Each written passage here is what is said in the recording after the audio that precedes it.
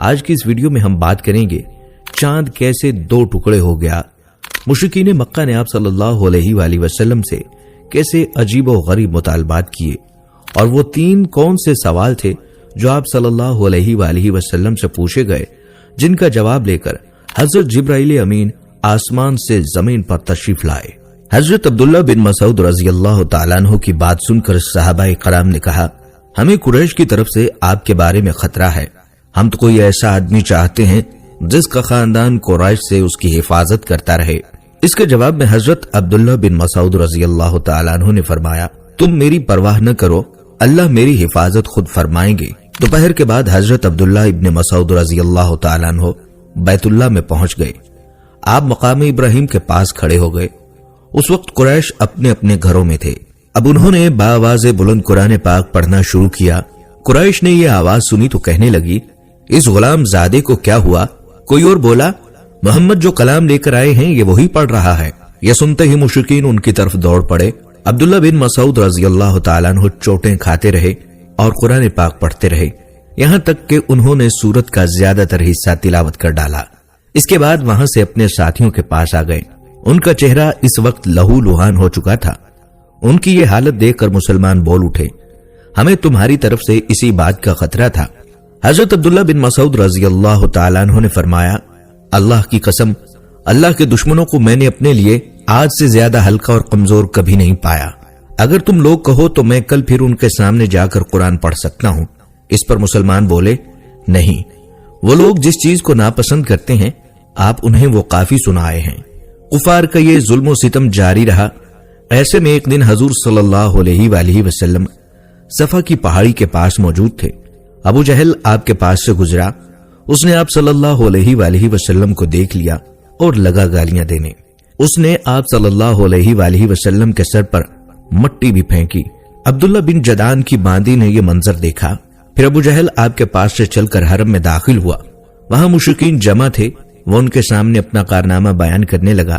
اسی وقت آپ کے چچا حضرت حمزہ رضی اللہ تعالیٰ عنہ حرم میں داخل ہوئے۔ یہ اس وقت تک مسلمان نہیں ہوئے تھے۔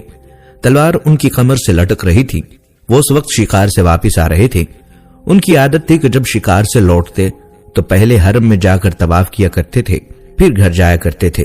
حضرت حمزہ رضی اللہ تعالیٰ عنہ حرم میں داخل ہونے سے پہلے عبداللہ بن جدان کی باندی کے پاس سے گزرے۔ اس نے سارا منظر خاموشی سے دیکھا اور سنا۔ اس نے حضرت حمزہ رضی اللہ تعالیٰ عنہ سے کہا، اے حمزہ، کچھ خبر بھی ہے؟ ابھی یہاں ابو حکم بن حشام یعنی ابو جہل نے تمہارے بھتیجے کے ساتھ کیا سلوک کیا ہے؟ وہ یہاں بیٹھے تھے۔ ابو جہل نے انہیں دیکھ لیا، انہیں تکالیف پہنچائی، گالیاں دی اور بہت بری طرح پیش آیا۔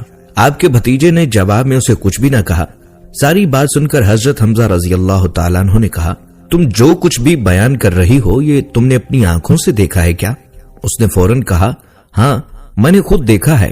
یہ سنتے ہی حضرت حمزہ رضی اللہ تعالیٰ عنہ جوش میں آ گئے، چہرہ غصے سے تمتما اٹھا۔ فوراً حرم میں داخل ہوئے۔ وہاں ابو جہل موجود تھا۔ وہ قریشیوں کے درمیان بیٹھا ہوا تھا۔ یہ سیدھے اس تک جا پہنچے۔ ہاتھ میں کمان تھی، بس وہی کھینچ کر اس کے سر پر دے ماری۔ ابو جہل کا سر پھٹ گیا۔ حضرت حمزہ رضی اللہ تعالیٰ عنہ نے اس سے کہا، تو محمد کو گالیاں دیتا ہے؟ سن لے، میں بھی اس کا دین اختیار کرتا ہوں۔ جو کچھ وہ کہتا ہے وہی میں بھی کہتا ہوں۔ اب اگر تجھ میں ہمت ہے تو مجھے جواب دے۔ ابو جہل ان کی منت سماجت کرنے لگا اور بولا، وہ ہمیں بے عقل بتاتا ہے، ہمارے معبودوں کو برا بھلا کہتا ہے، ہمارے باپ دادا کے راستے کے خلاف چلتا ہے۔ یہ سن کر حضرت حمزہ رضی اللہ تعالیٰ عنہ بولے، اور خود تم سے زیادہ بے عقل اور بے وقوف کون ہوگا جو اللہ کو چھوڑ کر پتھروں کے ٹکڑے کو پوجتا ہے؟ میں گواہی دیتا ہوں کہ اللہ کے سوا کوئی معبود نہیں، اور میں گواہی دیتا ہوں کہ محمد اللہ کے رسول ہیں۔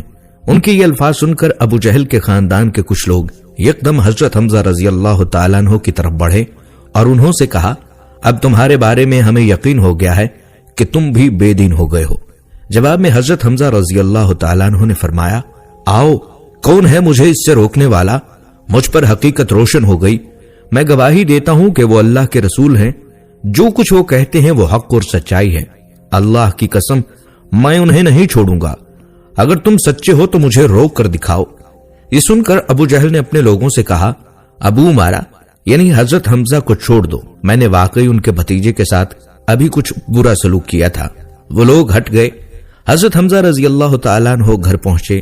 گھر آ کر انہوں نے الجھن محسوس کی کہ میں قریش کے سامنے کیا کہہ کر آیا ہوں، میں تو قریش کا سردار ہوں۔ لیکن پھر ان کا ضمیر انہیں ملامت کرنے لگا۔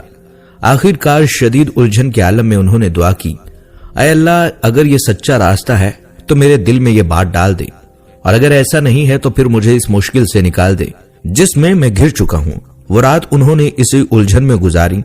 آخر صبح ہوئی تو حضور صلی اللہ علیہ وآلہ وسلم کے پاس پہنچے۔ آپ سے عرض کیا، بھتیجے، میں ایسے معاملے میں الجھ گیا ہوں کہ مجھے اس سے نکلنے کا کوئی راستہ دکھائی نہیں دیتا، اور ایک ایسی صورتحال میں رہنا جس کے بارے میں نہیں جانتا کہ یہ سچائی ہے یا نہیں، بہت سخت معاملہ ہے۔ اس پر آپ صلی اللہ علیہ وآلہ وسلم حضرت حمزہ رضی اللہ تعالیٰ عنہ کی طرف متوجہ ہوئے۔ آپ نے انہیں اللہ کے عذاب سے ڈرایا، ثواب کی خوشخبری سنائی۔ آپ کے وعظ و نصیحت کا یہ اثر ہوا کہ اللہ تعالیٰ نے انہیں ایمان کا نور عطا فرما دیا، اور وہ بول اٹھے، اے بھتیجے، میں گواہی دیتا ہوں کہ تم اللہ کے رسول ہو، بس اب تم اپنے دین کو کھل کر پیش کرو۔ حضرت ابن عباس رضی اللہ تعالیٰ عنہ فرماتے ہیں، اسی واقعے پر قرآن مجید کی آیت نازل ہوئی جس کا ترجمہ ہے، ایسا شخص جو پہلے مردہ تھا، پھر ہم نے اسے زندہ کر دیا، اور ہم نے اسے ایک ایسا نور دے دیا کہ وہ اسے لیے ہوئے چلتا پھرتا ہے۔ حضرت حمزہ رضی اللہ تعالیٰ عنہ کے ایمان لانے پر حضور نبی کریم صلی اللہ علیہ وآلہ وسلم کو بہت زیادہ خوشی ہوئی۔ اس کی ایک وجہ تو یہ تھی کہ حضرت حمزہ رضی اللہ تعالیٰ عنہ آپ کے سگے چچا تھے۔ دوسری وجہ یہ تھی کہ وہ قریش کے سب سے معزز فرد تھے۔ اس کے ساتھ وہی قریش کے سب سے زیادہ بہادر، طاقتور اور خوددار انسان تھے۔ اور اسی بنیاد پر جب قریش نے دیکھا کہ اب رسول اللہ صلی اللہ علیہ وآلہ وسلم کو مزید قوت حاصل ہو گئی ہے، تو انہوں نے آپ کو تکالیف پہنچانے کا سلسلہ بند کر دیا، لیکن اپنے تمام ظلم و ستم اب کمزور مسلمانوں پر ڈھانے لگے۔ جس قبیلے کا بھی کوئی شخص مسلمان ہو جاتا، وہ اس کے پیچھے ہاتھ دھو کر پڑ جاتے، ایسے لوگوں کو قید کر دیتے، بھوکا پیاسا رکھتے، تپتی ریت پر لٹاتے، یہاں تک کہ اس کا یہ حال ہو جاتا کہ وہ سیدھا بیٹھنے کے قابل بھی نہ رہتا۔ اس ظلم اور زیادتی پر سب سے زیادہ ابو جہل لوگوں کو اکساتا تھا۔ ایسے ہی لوگوں میں ایک حضرت بلال حبشی رضی اللہ تعالیٰ عنہ بھی تھے۔ آپ کا پورا نام بلال بن رباح تھا۔ یہ امیہ بن خلف کے غلام تھے۔ حضرت بلال رضی اللہ تعالیٰ عنہ مکہ میں ہی پیدا ہوئے تھے۔ پہلے عبداللہ بن جدان کے غلام تھے۔ عبداللہ بن جدان کے 100 غلام تھے، ان میں سے ایک یہ بھی تھے۔ جب اسلام کا آغاز ہوا اور اس کا نور پھیلا تو عبداللہ بن جدان نے اپنے 99 غلاموں کو اس خوف سے مکہ سے باہر بھجوا دیا کہ کہیں وہ مسلمان نہ ہو جائیں۔ بس اس نے حضرت بلال بن رباح